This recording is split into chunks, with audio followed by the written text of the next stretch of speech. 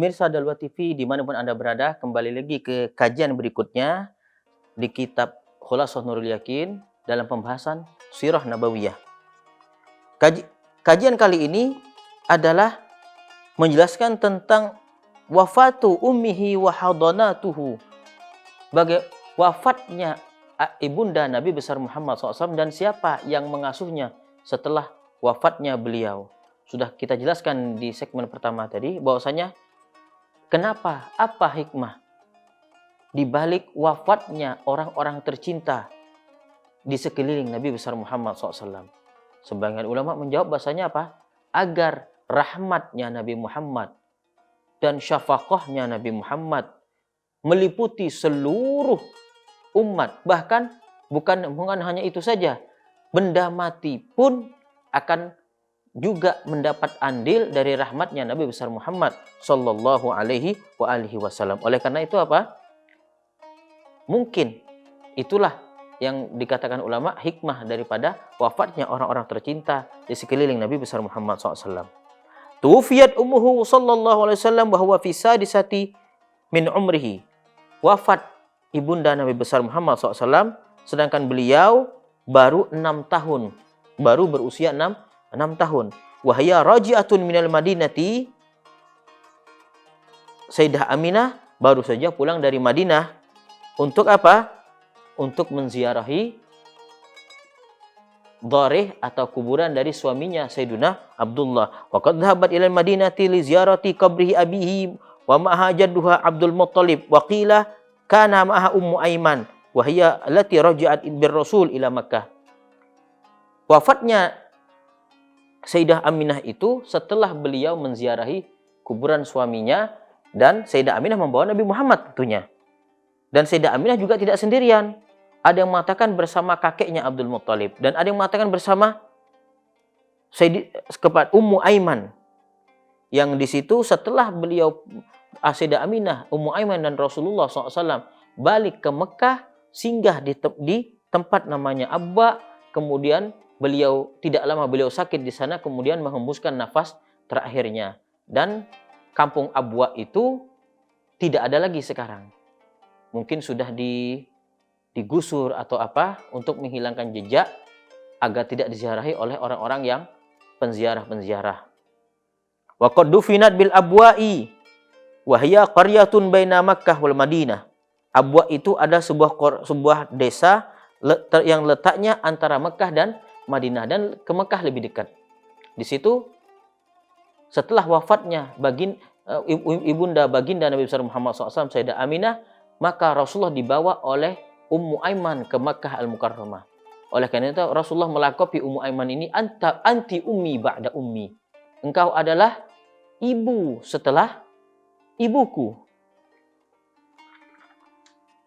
Fahadanathu Ummu Aiman khadimatu abihi Abdillah. Maka diasuh oleh Ummu Aiman.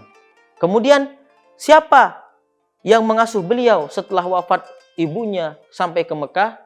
Ibunya dibawa oleh Ummu Aiman sampai ke Mekah, diasuh oleh jadduhu Abdul Muttalib. Dengan perhatian yang sangat luar biasa, dengan kasih sayang yang sangat luar biasa. Kemudian apa? Setelah wafat Abdul Muttalib, maka beliau diasuh oleh pamannya Abu Talib. Atas wasiat dari kakeknya Abdul Muttalib. Sudah ketahui bahwasanya apa?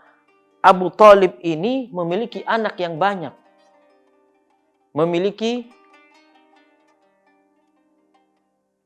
anak yang banyak, dan dalam suatu riwayat disebutkan bahwasanya Abu Talib ini tidak akan menyantap makanan kecuali Nabi kita Muhammad SAW ada di dalam kumpulan anak-anak beliau. Di situ apa? Kenapa? Karena Abu Talib sangat sayang kepada keponakannya. Karena Abu Talib melihat irhasat atau beberapa keunikan atau kejadian yang sangat luar biasa jika makanan tersebut dihadiri oleh Nabi kita Muhammad SAW. Makanan yang tadinya kelihatan tidak cukup, maka akan terasa cukup. Maka akan semua yang hadir di meja makan tersebut akan mendapat bagian. Oleh karena itu apa? Suatu hari ketika Nabi Muhammad SAW yang masih kecil terlambat akan ke meja makan.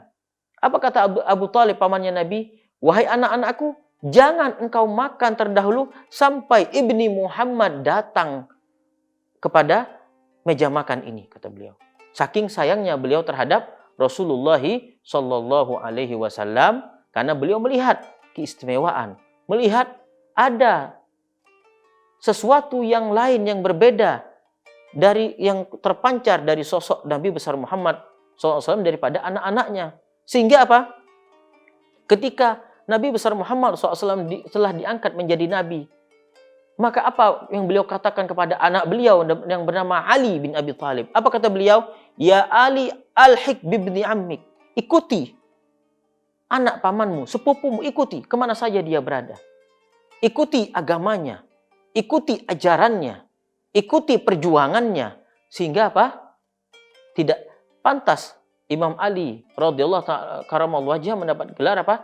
Ana Madinatul Ilmi wa Aliyun babuha. Karena ini adalah amanat dari Abu Talib untuk Imam Ali bin Abi Thalib untuk selalu mendampingi sepupunya, yaitu Nabi besar Muhammad sallallahu alaihi wa alihi wasallam.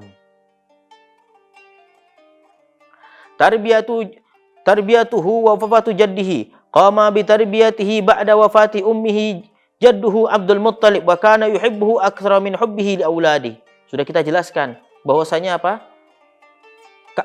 Pendidikan yang dihaturkan oleh kakeknya Nabi kepada Nabi Muhammad SAW sangatlah luar biasa. Dan beliau sangat mencintai Nabi Muhammad SAW dengan sangat-sangat luar biasa. Walamma balagha umruhu sallallahu alaihi wasallam thamaniya sanawat mata jadduhu ba'da an kafalahu sanatain. Setelah umur Nabi besar Muhammad 8 tahun, maka wafatlah kakeknya setelah beliau asuh selama 2 tahun. Wa ba'da wafati jaddihi kafalahu ammuhu Abu Talib wa kana faqiran fawassa'allahu rizqahu. Setelah wafatnya Abu Talib, maka yang mengasuh Nabi Muhammad SAW adalah pamannya Abu Talib. Dan Abu Talib ini sebagaimana kita jelaskan seorang yang fakir, tapi karena dia telah memberi makan Nabi Muhammad, mengikut sertakan Nabi Muhammad di dalam semua aktivitas keluarganya, memberi makan dan lain, maka Allah Ta'ala memberikan keluasan rezeki kepada keluarganya Abu Talib. Wa kana sallallahu alaihi wasallam fi muddati kafalati ammihi qani'an bima qasamahu Allah wa yassarahu lahu. Dan memang sifatnya Nabi besar Muhammad SAW dari mulai kekanak-kanakannya adalah qani'an, orang yang menerima apa adanya yang diberikan oleh Allah Ta'ala melalui perantara pamannya Abu Talib. Wa yassarahu lahu, dan Allah Ta'ala menggampangkan bagi Nabi besar Muhammad untuk berakhlakul karimah dari mulai kecilnya. Sudah mencerminkan bahwa beliau ini adalah sosok panutan. Sudah mencerminkan dari kecilnya bahwa beliau ini adalah sosok imam yang kelaknya akan menyelamatkan umat manusia di dunia dan juga di akhirat. Oleh karena itu, pemirsa Dalwa TV dimanapun Anda berada, mudah-mudahan dengan secuil sedikit dari ulasan sirah nabawiyah pada episode kali ini, mudah-mudahan Allah Ta'ala memberikan kita keberkahan, kemanfaatan, dan juga ilmu yang bermanfaat, sehingga kita bisa meniru, mengikuti jejak Nabi kita Muhammad SAW. Al-Habib Abdullah Haddad pernah berkata, bidzikri salihin tanzilur rahmah. Dengan hanya kita menyebutkan orang-orang yang soleh, maka di situ akan turun rahmat. Bagaimana kalau kita ulas ini, kalau kita pelajari ini adalah sirah junjungan kita, Imamul Awwalin al-Akhirin, Imamul Rusul, Imamul Anbiya, Syafi'una Sayyidina Muhammad. Maka tidak